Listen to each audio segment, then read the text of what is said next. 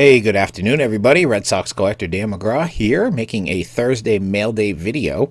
Got a lot of cool stuff in the mail today. One lot of 7 items, all autographed items from the same seller, and I picked up a couple of plain white envelope items and a lot of magazines, a particular magazine brand title that I did not own any of, and they're oversized, which I love. And I had the perfect storage solution for them, which I love, and I'll be showing those off in a few minutes as well. And probably the highlight of this mail day, despite the cool stuff I'm going to show, is a surprise item I got in the mail today. Now, this is something that when I looked at my informed delivery this morning, I didn't even bat an eyelid at it. I just saw it, thought it was a plain white envelope coming my way. Great. My wife is actually the one that noticed it, and she said, "Hey, that envelope in our informed delivery, that looks like your handwriting." And I looked at it, and I said, "You know what? That is my handwriting." Well, it turns out it's a TTM that I sent out. Now, it's been at least 4 or 5 months since I sent out TTMs, and I thought I got all of them back. So this is going to be a surprise item. So no matter who it is, I'm going to be thrilled, as long as, of course, the item is signed.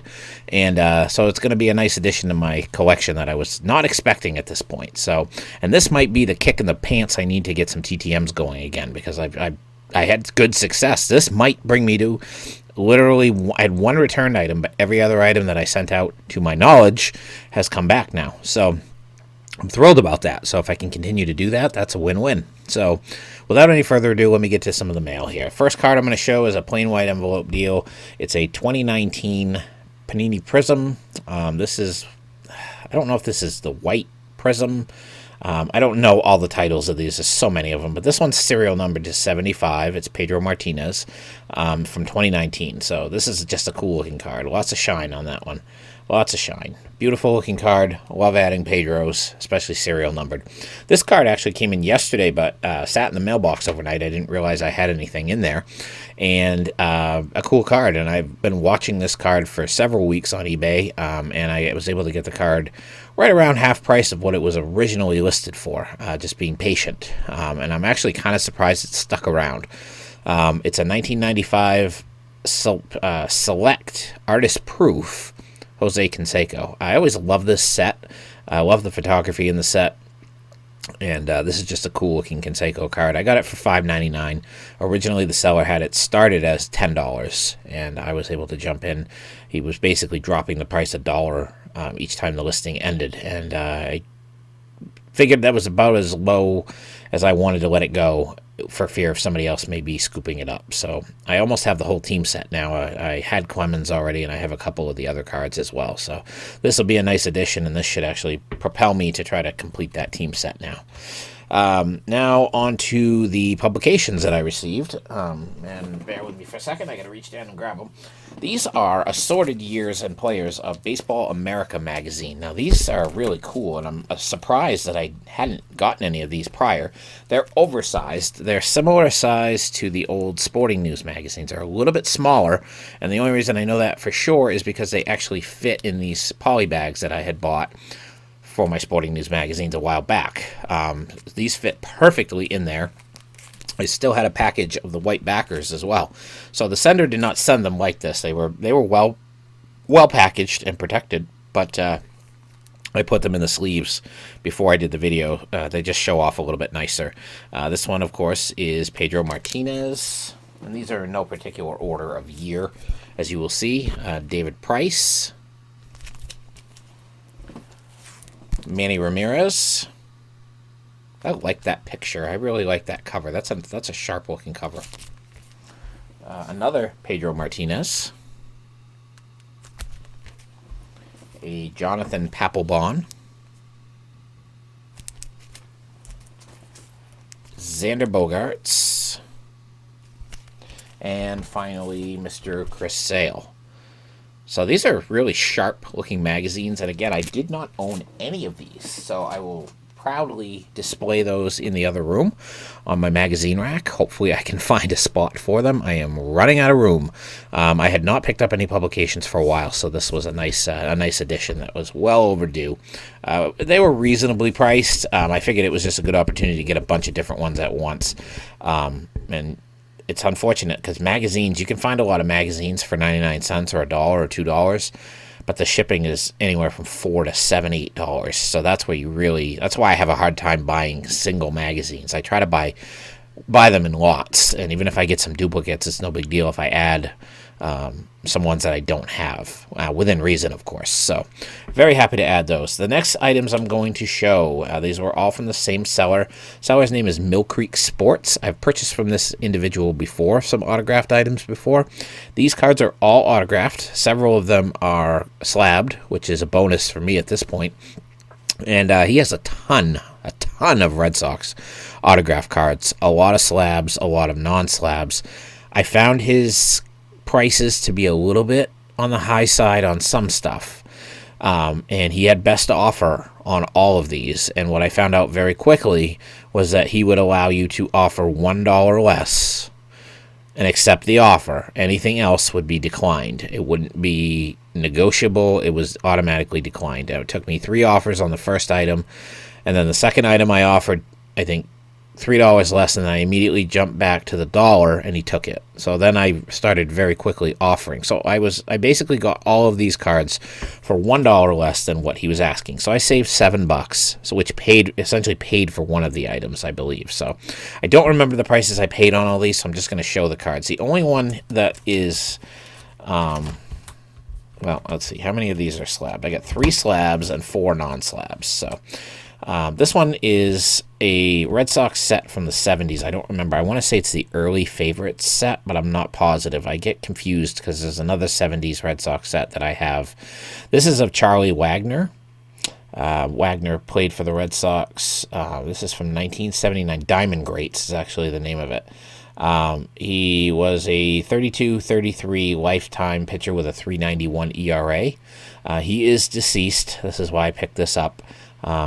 Nice looking autograph. He had a lot of these cards autographed, a lot, and I would wager it was close to the full set, probably broken down. So I picked out a couple from this set that struck my eye, and this being one of them. So Charlie Wagner.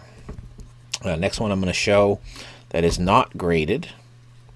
Well, actually, let me just skim through these. This one is a one from that same set, and it's Diamond Greats, 1979, and this is a Milt Bowling, and it's a certified authentic autograph. The autograph is not graded, it's just put in as authentic, but he has a nice little signature going across his chest there.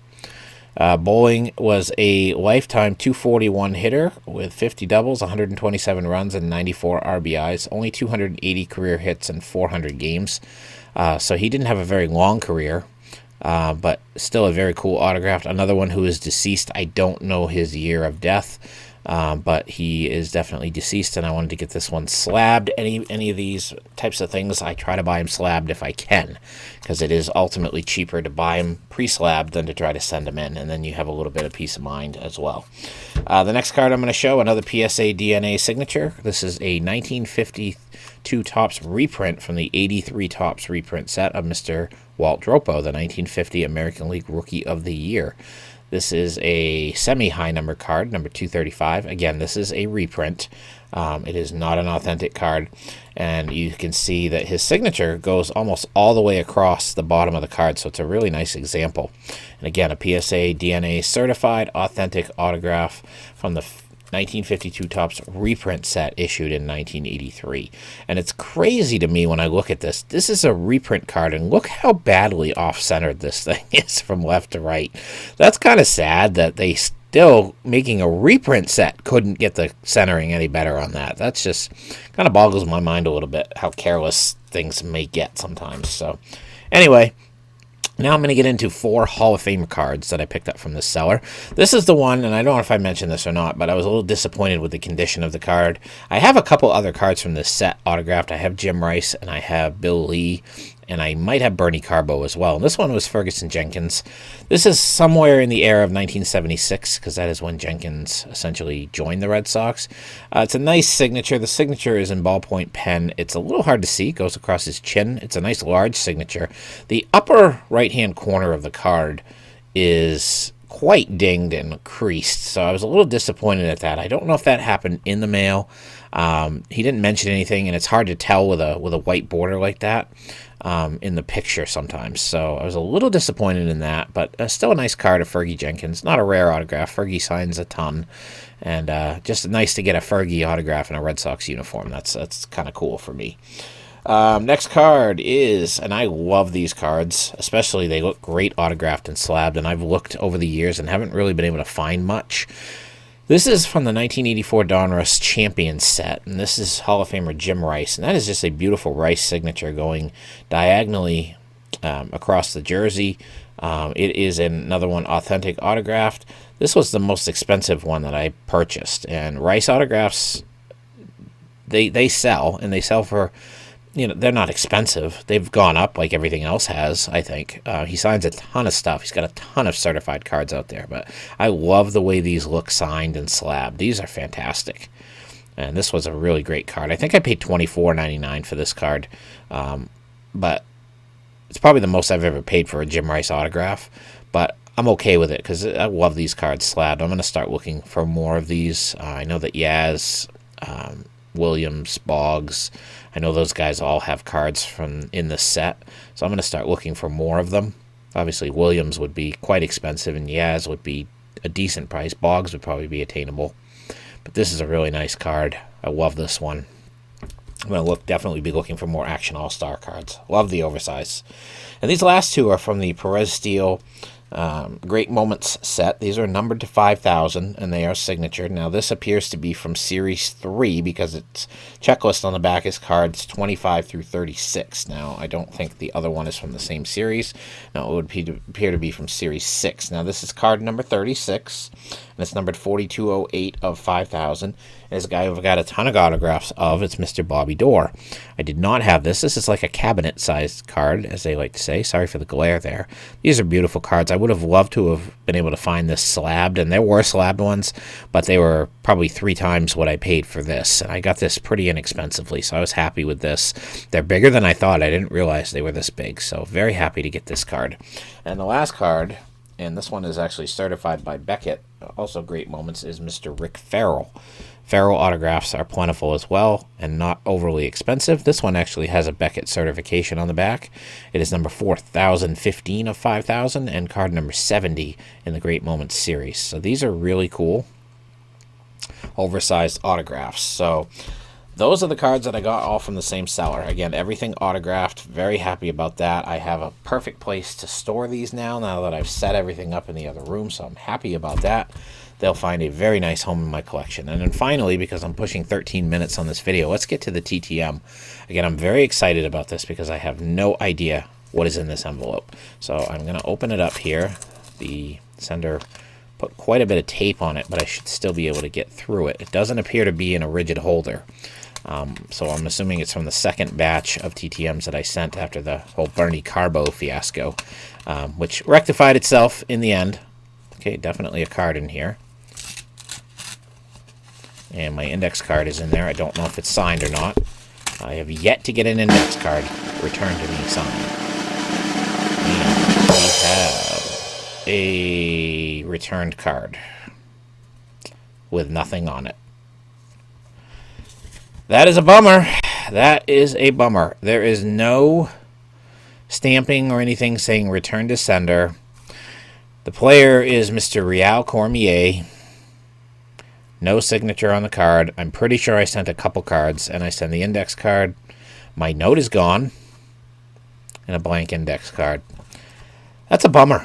That's a real bummer. I don't know that Mr. Cormier gets a lot of autograph requests through the mail, but again, this is at least 3.5 to 5 months old, and to get it back, I guess I'm appreciative to get my card back, but